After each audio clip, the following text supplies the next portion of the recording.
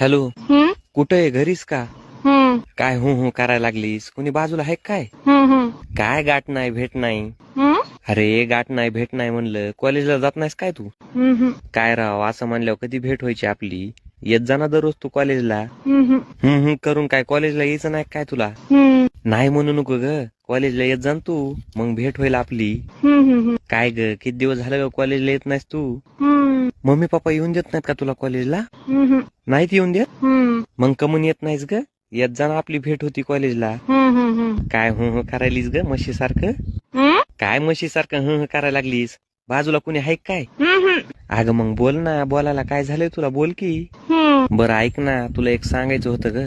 अगं वेडे, तुला एक सांगायचं म्हणलं ग. करू नको ग, मला लय आवडतीस ग तू. अगं म्हणलं मला लय आवडतीस ग तू. आता कसं सांगू ग तुला? अगं 10 दिवस झालं तुझ्यामुळे जेवलो नाही मी. तुझी शपथ जेवलो नाही ग. आय लव्ह यू बर का. तू काय बहिरे आहेस का काय ग?